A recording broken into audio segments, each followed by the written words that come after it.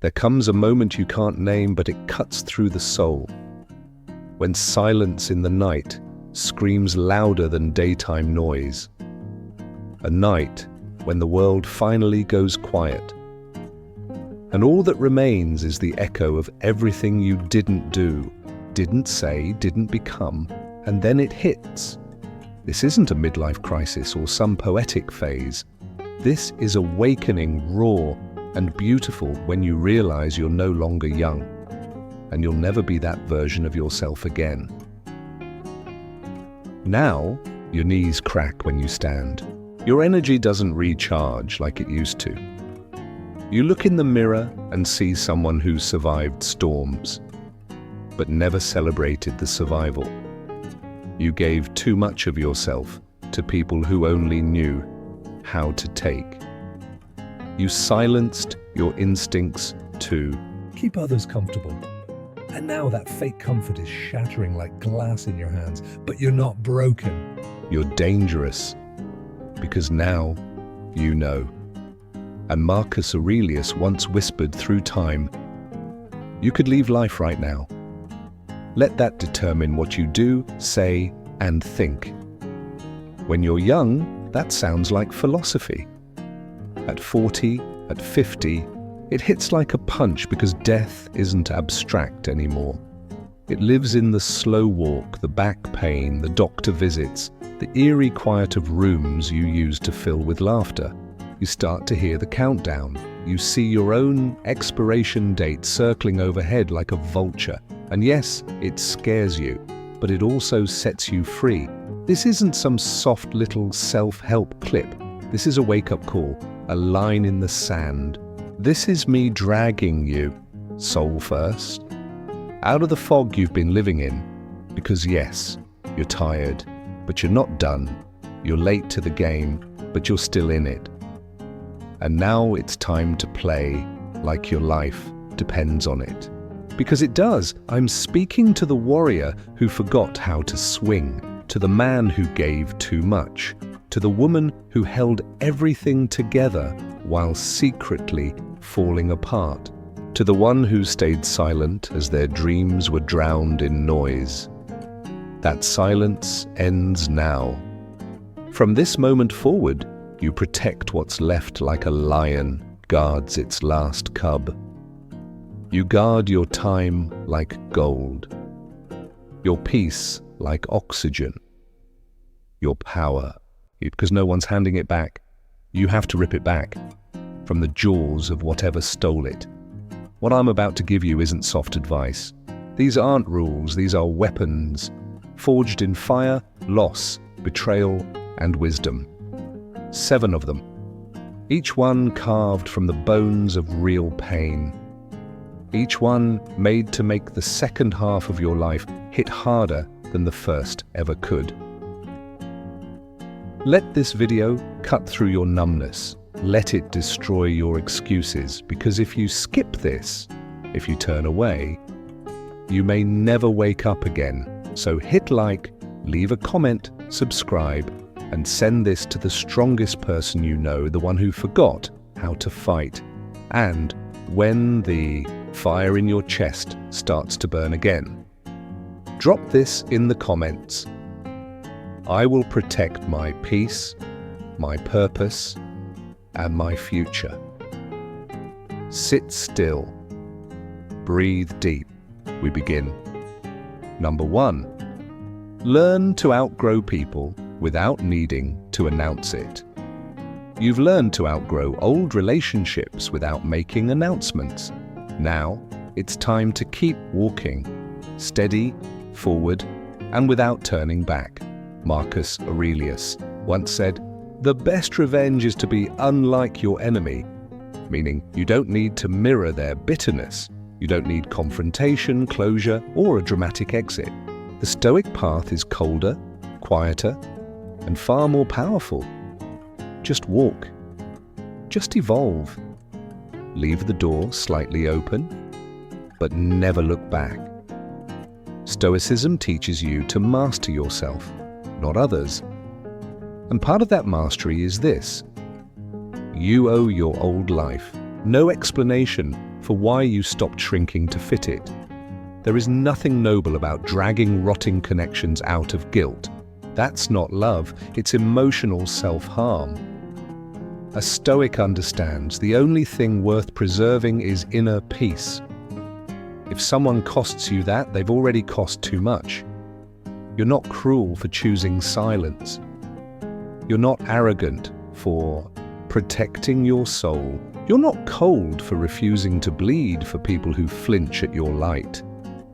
Marcus Aurelius wasn't built through applause. He was built through relentless discipline. He didn't need a crowd to walk alone, and neither do you. Yes, silence stings. But grief is the price of growth. You'll mourn who they were, but you'll never miss the person you had to become to keep them. Walk away like a warrior, leaving a battlefield he already conquered. No hate, no fire, just stillness. You've got legacies to write. Don't waste ink explaining why the past didn't make the final chapter. Number 2, stop apologizing for protecting your boundaries. You used to burn yourself to keep others warm, said yes when your soul screamed no, smiled while your spirit collapsed. You bent, broke, twisted, just to be accepted, just to avoid conflict, just to be the nice one. You thought being liked meant survival. You thought being needed meant you mattered. But all it did was drain you dry. You gave your time like it was worthless. You offered silence when you should have drawn swords. You abandoned yourself, slowly, quietly, until one day you didn't even recognize the face in the mirror. And for what? To keep the peace? That wasn't peace. That was emotional slavery dressed as kindness. Marcus said, "If someone proves me wrong, I will gladly change. For I seek the truth, and truth never harmed anyone. But truth without self-honor is useless." And the truth is this: you were never meant to be everyone's emotional landfill. You were not born to be liked. You were born to live. Boldly, unapologetically, with fire in your bones and a line in the sand that no one is allowed to cross. Let them call you selfish. Let them say you've changed. That's what people say when they can no longer feast on your silence. They're not mad At your boundary, they're mad at your awakening. Now you see who only came around when your yes was easy. Now you see who flinches when you finally choose yourself. And here's where Stoicism becomes armor. You don't have to explain your standards to those who never respected them. You don't have to justify your limits to people who always benefited from your lack of them. You don't owe anyone an apology for protecting your soul, but you do owe yourself a version of you who no longer trembles when it's time to say no. And if that boundary costs you a relationship, let it burn. Because anything real, anything pure, can't be destroyed by self-respect. It's strengthened by it. Let your no echo like thunder. Let it shake the fake love from your life. You've spent too many years trying to be digestible. Now it's time to be undeniable. Your future is sacred ground. Guard it like your life depends on it, because it does. And now we step into rule number 3. Starting with the only house you'll never leave, your own body. After learning to protect your boundaries and stop apologizing for being real, it's time to face something you've long ignored. Your body, the only house you'll ever truly live in. You've outrun every warning, slept through the sirens, Laughed off the aches, the gasps, the stiffness, like your body was a machine that would never rust. You fed it garbage, starved it of rest, buried it under excuses and screen time. And for years it stayed quiet, loyal, forgiving. But that Silence? It's over, because after 40, your body stops whispering. It starts screaming. Your knees snap back with vengeance. Your heart pounds like a ticking clock. And your eyes, they carry the exhaustion of 1,000 days spent putting everything and everyone else first. This is no longer a warning. It's a bill, and it's due. Marcus Aurelius once said, "You must build up your life action by action, not with words, not with intentions, but with movement, sweat, and discipline. Your body is the foundation, the temple, the vessel, and you've treated it like a cheap hotel room, forgetting this is not temporary lodging.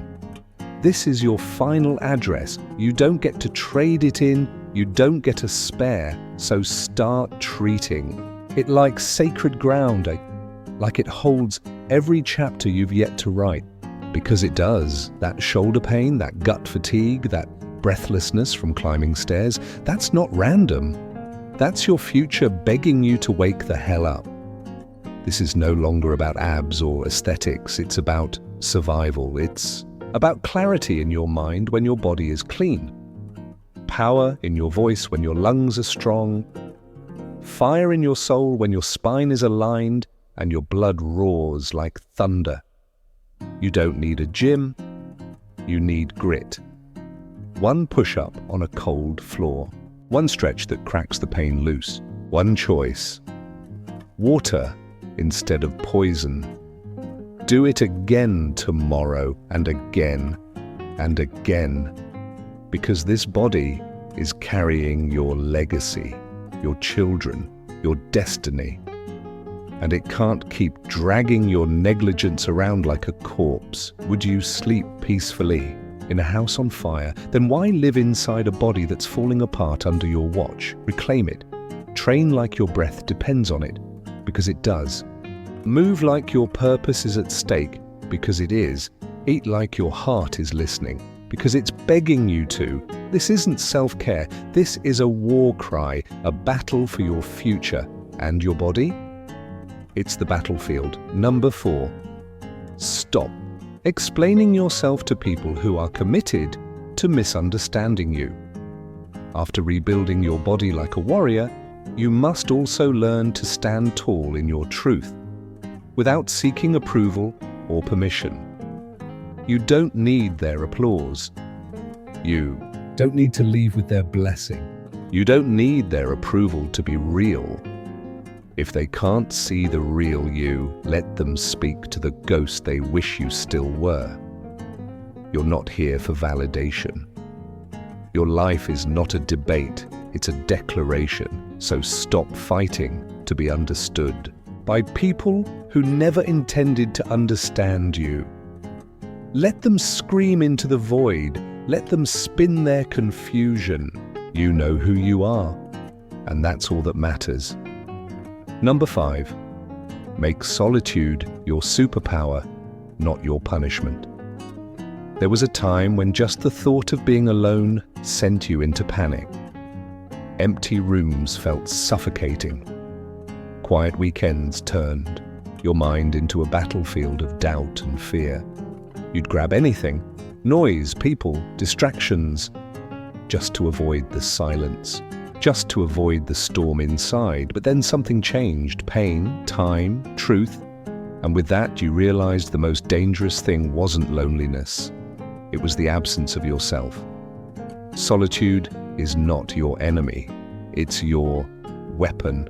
Marcus Aurelius once said, "Nowhere can man find a quieter or more untroubled retreat than in his own soul."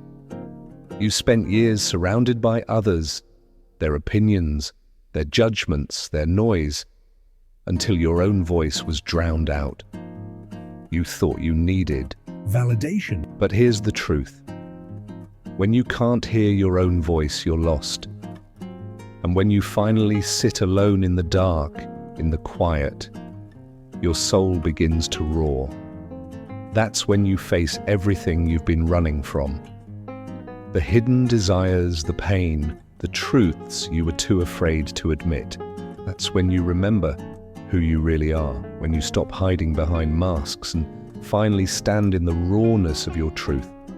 Solitude doesn't punish you, it sharpens you. It refines you like steel against stone. It strips away the noise and shows you the core of who you are and who you can still become. It teaches you to be comfortable in your own skin, to find peace without the chaos, to stop clinging to others, stop needing validation, and stop letting the world define your worth. Power isn't in being surrounded, power is in being alone. After 40, you stop chasing popularity. You start chasing power. And that power grows in the dark, where no one's watching, no one's clapping, just you. Raw, real, unshakable. So read that book alone. Take that walk without your phone. Disconnect from the world so you can reconnect with yourself. Don't fear the silence. That's where the soul is rebuilt. That's where you become unbreakable. Because the one who can stand alone in the silence, in the storm, they are the ones who cannot be torn apart. Now comes number 6. The time to let go of the old version of you that won't survive the next chapter. After standing strong in solitude and reclaiming yourself, now it's time to let go, to release the old versions of you that won't survive this next chapter. What once comforted you now suffocates you. The friendships that once gave you belonging now leave you hollow. The lifestyle that numbed your pain is now strangling your soul. It's time to release it all. You owe no one your old identity. You are not obligated to stay the same just because others prefer it that way. Change is chaos, it's messy, it's uncomfortable. It feels like tearing off old skin, exposing everything you tried to hide. But pretending to be someone you're no longer, that's worse.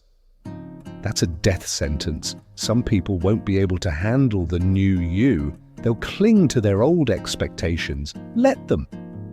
Let them say you've changed, because you have. That's the point. You're not here to fit in. You're here to build, to create something rooted in truth so deeply that pretending would feel like betrayal. No more surviving, no more shape-shifting into what they want. You're here to become, and you're becoming someone unrecognizable to the person you once were. And to anyone who can't keep up, number 7. Stop begging for time from people who treat you like an option. If you're chasing their attention, you've already lost. You're the one who sends the first text. You're the one who makes the plans. You rearrange your entire life just to steal a sliver of their time. And what do you get? Cold replies, empty excuses, and silence disguised as busyness. Marcus Aurelius warned, "It is not that we have a short time to live, but that we waste much of it." As you get older, your time becomes more precious. And the harshest truth is how many years you've wasted on people who never saw your worth, who made you feel like background noise, like you were invisible. But here's the truth. You're not hard to love. They just weren't capable of matching the depth you offer. You are not a maybe, not their seasonal convenience, not a placeholder. You are a priority. And if they can't see that, they don't deserve your time. The real ones don't make you beg. They make time for you because they know your time is a luxury. Stop chasing, stop begging, because when you stop chasing, everything shifts. You stop settling for crumbs. You start attracting the whole damn feast. You don't beg for time anymore. You choose who gets your energy. Because here's the hard truth. If someone is always too busy, their actions are screaming what their words won't say. Believe them. The excuses? Just their way of telling you that you're not enough. that you're just a distraction. But you don't need that. You don't need to beg. You don't need to fight for scraps. You don't need to chase someone who won't give you their full heart. You stop settling. You stop being an option. You start living like the priority you've always been. You want respect. You want love? Then make yourself unavailable to those who won't give it. And the moment you stop begging, you'll realize something powerful. You Our time. You're what they should be chasing. You're what they should be valuing. You're not too old. You're just getting clearer about who you are, clearer about what matters, clearer about the boundaries you used to be afraid to set. But now you own them. This isn't about age, it's about wisdom. And wisdom hits harder with every scar you've earned. These 7 rules, they're not just words, they're weapons, forged in battle, carved by your blood, your sweat, your tears. They are your battle cry for the life you're building. And the next chapter, it's not about perfection, it's about being raw, real, and unapologetically true. If this lit a fire in you, share it. Let someone else feel the same fire, and if you're ready, subscribe. Because we're not just here to grow, we're here to dominate. Your future isn't waiting, it's demanding your presence. Protect it, one truth at a time.